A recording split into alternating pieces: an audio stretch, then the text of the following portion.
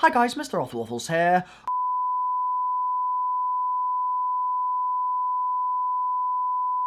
I've got bed hair right now for good reason, because I've just been tweeted by Canyon LaClair saying, hey man, you should check out this cipher that was just solved. Now, when I saw that tweet, I was like, I get tweeted things like this all the time, I'm gonna check it out of course, but my expectations are fairly low. It's probably someone solving a cipher that's already been solved, or getting confused about something that needs to be solved, or what have you. That's the most common outcome for this sort of event.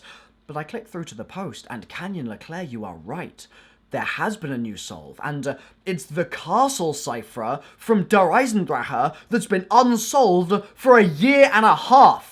18 months of not being able to figure this thing out, and then Bob's your uncle, somebody called Randomiser, comes into the scene and solves it on the spot. This is so damn cool. I had to make the video here and now, on the spot, right after I got out of bed, before I've even showered and fixed my goddamn hair, so without further ado, this is the solution to the castle cipher in Eisendrache, plus some explanation of why this is such an interesting solve in my opinion, and some extra storyline details on the side as well. So, the ciphertext looked pretty weird, but we had a clue on there that it said the castle, and that was most likely going to be our key of some kind.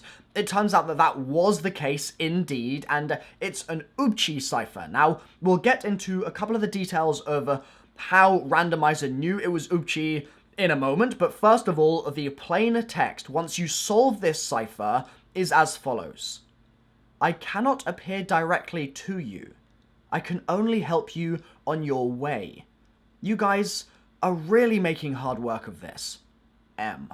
Now, we're gonna come back to what the story implications of this are, because they are actually, in my opinion, fairly interesting, but first of all, I want to talk about Randomiser, okay? Randomiser, in their thread, said, I am a big fan of ciphers, and someone recently brought the puzzles in this game to my attention. I decided to try my hand at some of the ciphers that had no documented solution yet, and managed to solve the castle cipher in Eisendrache. It seemed pretty clear to be transposition because of the way spaces and punctuation have been shuffled around, and due to the insertion of 2 capital Z's, I recognized it as an UBCHI cipher.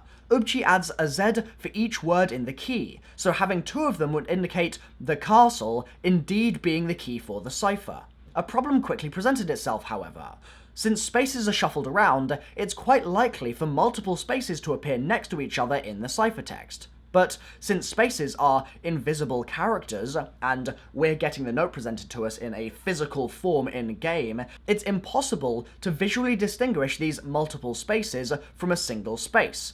Without knowing how many spaces are where, the code can't be deciphered because it will offset the rest of the message. So, I decided to use what I knew about the cipher to narrow down where these spaces might be. My first step was to try encrypting my own string with the castle as the key, and using this to determine the nearest length of the ciphertext that has the padding Z's in that position. This told me how many total spaces I needed to add. I also noticed that to make the position of the 2 Z's line up with those of the ciphertext, one of the double spaces had to be between both Z's.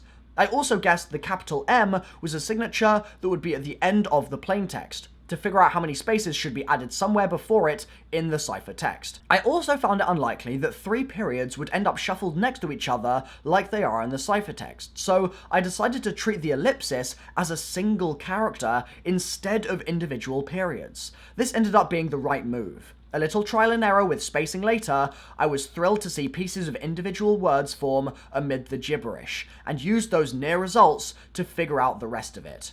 And there you have it. A challenge where we were given the key, but did not know the exact ciphertext. Now this is awesome for so many goddamn reasons, and I've got to kind of keep my volume down because JC's asleep next door, but man, Randomiser, first of all, welcome to the Call of Duty Zombies cipher-solving community. Absolutely amazing to have you here, and I love the little path of logic that you've gone down in order to solve this cipher. I'm praying that you have similar luck with some of the other ciphers that are so far unsolved in the game, because you've got to remember that the Eisendrache unsolved ciphers are pretty much going to be the easiest out of all the rest of the unsolved ciphers, because we know that ADFGX is horribly difficult, just computationally, and then Shadows of Evil is all done. Eisendrache, we had 2, we now have 1, and then we've got a couple here and there and everywhere on things like Grod and a bunch on Revelations as well. So as the sort of Black Ops 3 storyline went on, they got increasingly difficult, and Eisendrache are the earliest unsolved ones left, and as such, they're going to be the easiest unsolved ones left as well. So, great that this is finally solved, hell yes, but also, this is just the beginning, and Randomizer, there's going to be plenty more for you to dig into if you feel so inclined. I was having a little look at your Reddit history, and it looks like you're kind of into these sorts of things, so looking forward to seeing where you take it. In terms of the story implications of this, though, I do want to quickly talk about the fact that Monty here saying, I cannot appear directly to you, I can only help you on your way, you guys are really making hard work of this, is really interesting to me, because think about where we were at the time of Eisendrache, okay? We had never seen Monty. We were only still hearing M as Monty. M is interested in these worthless beings, all his work will be undone. Those sorts of messages were what we were getting in Shadows of Evil, and similar stuff was coming through in Eisendrache. In Eisen, we also have things like the Peter McCain message, and a couple of other really interesting ones, but this particular one is just more Monty context, and for the time period, would have actually been really, I don't know, interesting, I'd say, because it's basically clarifying that Monty isn't not showing up for no reason, but rather that was the plan the whole way through. I cannot appear directly to you. Something is preventing Monty from actually physically manifesting in their world in front of those characters. I can only help you on your way. You guys are really making hard work of this. So it sounds like Monty is essentially trying to clarify that no, he's not going to physically appear in Eisen, or Zetsubou, or Garrod. That's why we only saw Monty for the first time just before Revelations actually came out. It was after Garrod that we saw him for the first time, and it was only in Garrod where we heard him speak for the first time, around 14, 15 or whatever it was, and then at the end of the Easter eggs. So this is essentially Treyarch's way of saying, yes, Monty not showing up was the plan. And to me, that's actually kind of a shame, because it doesn't make sense why they would tell the story in such a weird and, in my opinion, frankly, shoddy way, where the freaking most important character doesn't show up for the entire game, gets to the end, still doesn't show up in that final map, bar in the cutscene. Like, I don't know, I just feel like prior to this cipher being solved, I kind of had this weird sort of stance inside my head that there was a fair amount of likelihood that Treyarch had planned not to show Monty or something, and then suddenly decided that they needed to, and had to kind of squeeze him into Garrod and Revelations, because if that wasn't what had happened, then they did an extremely poor job of integrating his character into the story, from M is interested in these worthless beings, all his work will be undone, to suddenly Monty's a god in the zombies universe. Like,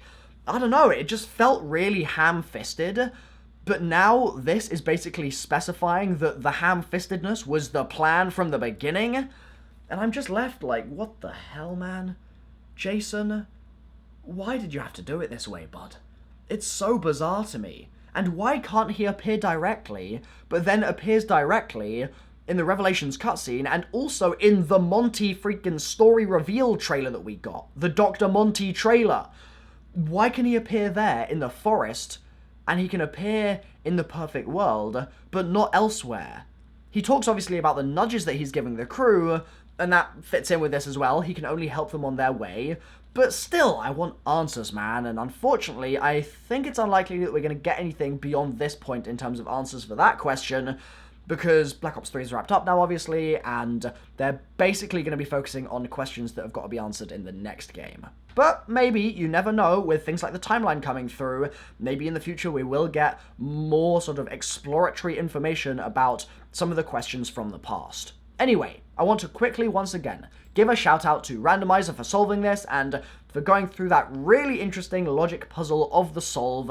I love the idea of using the 3 periods, the 3 full stops as an ellipsis instead, so it's one character, and the way of figuring out the spacing or double spacing or triple spacing in various parts of the ciphertext is absolutely awesome to see. I'm a big fan of these sorts of things, and so I love when I see people explaining their solves as well. Fantastic stuff, and I've verified it, so it is 100% the true ciphertext. But I've been MrRoflWaffles. Thank you so much for watching, guys. Randomizer, fantastic job. Let's get a like on the video for Randomizer's sake, and I'll see you guys, hopefully, in another cipher solve very soon. Bye-bye.